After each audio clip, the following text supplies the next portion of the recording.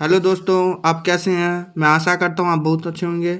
मैं आज आपको क्लास 10th के एग्ज़ाम में इस बार जो आएगी उसके बारे में आपको बताना चाहता हूँ। जो कौन कौन से अभी तो मैं आपको मैथ में बताऊँगा।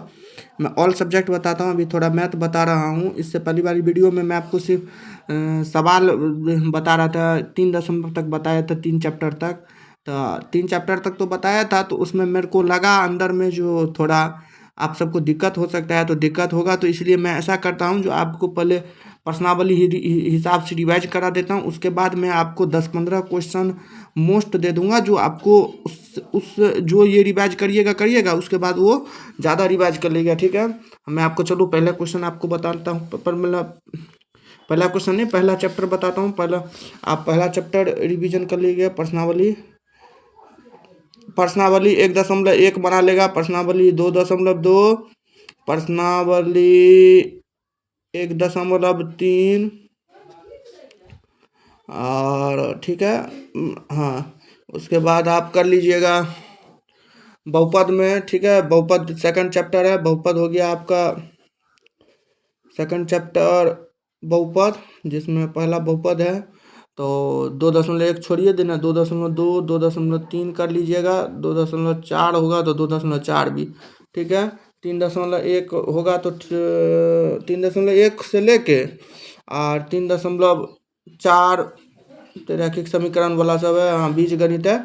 आप 3.4 तक का डेटा लीजिएगा। ठीक है, मतलब सवाल बना लीजिएगा। उसके बाद हम आपको बताते हैं द्विघात समीकरण। द्विघात समीकरण 4 चैप्टर है। आपको 4 चैप्टर में भूमिका 4.1 है, तो भूमिका आ सकती भी है और नहीं भी आ सकती है। तो ऐसा करिए 4.1 से पूरा बना लीजिए पूरा इसको। ठीक है, तो इसमें बस लास्ट 4.6 है सारांश, उसको छोड़ दीजिएगा।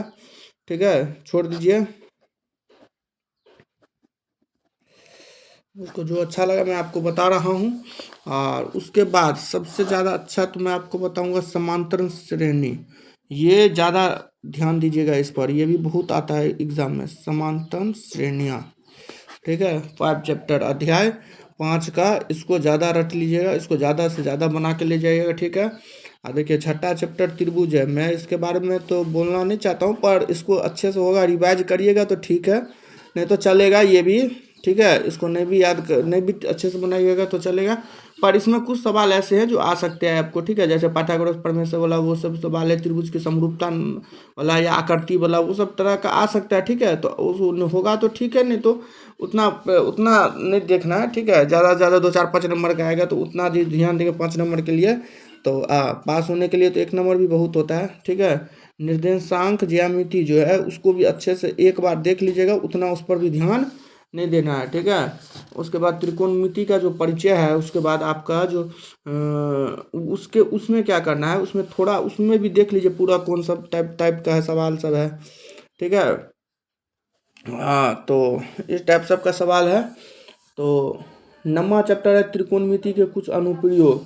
देखिए उसका जो अनुप्रयोग वाला सब है, तो उसका भी अच्छे से मतलब उतना देखिए आने को लिए तो मान कर चलिए 8 चैप्टर जितना भी है। देखिए जो साइन थीटा कोस थीटा ये सब तो एबे करता है, तो साइन थीटा कोस थीटा का पहले सबसे पहले तो साइन थीटा ये सब पहले तो फॉर्मूला पूरा याद होना चाहिए, जिसको सूत्र जो होता है, सूत्र पूरा हमको याद चाहिए, याद रहना चाहिए। ठीक है, याद रहना चाहिए। याद रहेगा तो ऑटोमेटिक आप समझिए जो त्रिकोण में साइन थीटा कोस थीटा जितना भी है ये सब आपका इसी में सल्टा सकता है। ठीक है, ज़्यादा नहीं पूछता है, मतलब 5-10 नंबर पूछ देगा तो क्या जाएगा, उससे उसमें मायने नहीं रखता है।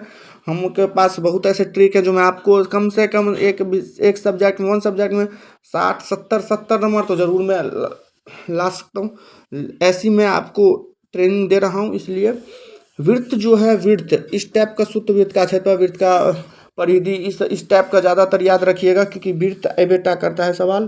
ठीक है, रचनाएं हैं, रचनाएं में हाँ ये सब भी पूछ सकता है। 11 चैप्टर भी ठीक से देख लीजिएगा, 12 चैप्टर भी ठीक है। ठीक है, क्षेत्रफल सब, हाँ क्षेत्रफल सब में जना पृष्ठीय क्षेत्रफल आयतन 13 चैप्टर सब जो है वो लगभग वो भी 5-10 नंबर का पूछिए लेता है। तो उसमें कुछ ऐसे ऐसे सवाल हैं, जैसे 13.1 का पहला दूसरा सब ये सब जो है उसको अच्छे से बना कर उसको अच्छे से रिवीजन कर लीजिएगा। हाँ, बचा आपका 14 चैप्टर सांख्यिकी।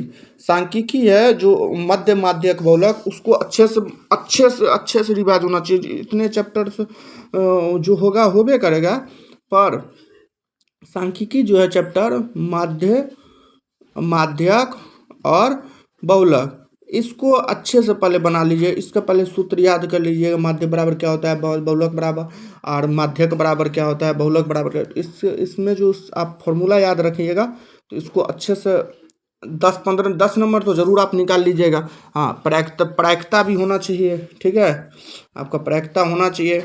प्रायिकता तो चैप्टर पूरा कंप्लीट होना चाहिए, है भी 10 कुछ कम है सवाल, ठीक है। हाँ, सबसे महत्वपूर्ण मैं आपको बताऊँ तो देखिए, मैं अभी आपको सिर्फ फॉर्मूला बताया हूँ, इसके बाद मेरे को अब हम कल से पहले आपको बताएंगे 10 15 20 को सवाल लिखवाएंगे। 10 15 20 सवाल लिखाने के बाद आपको मैं बताऊंगा जो कौन कौन सवाल आपको ज़्यादा दिमाग लगाना है। इसलिए अभी भी टाइम है आपके पास, 10 दिन बचा हुआ है, अभी भी 8 दिन बचा हुआ है। और उस हिसाब से मैं आपको पहले बताऊंगा। मैं 15 16 तारीख को मैं ऑल क्वेश्चन सब्जेक्ट सब ऐसे रहता है ये, पर हम धीरे धीरे 16 जाते मैं आपको बता दूंगा। इसमें मैथ में सबसे ज़्यादा आपको समीकरण पर ध्यान देना होगा।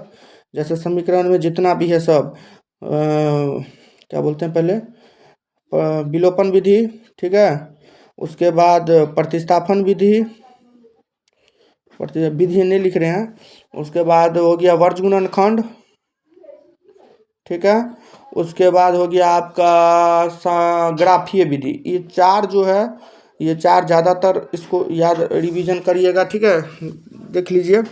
और बचा आपका बहुपद का भाग ज़्यादातर आएगा ही, ठीक है, बहुपद का भाग तो आना ही चाहिए।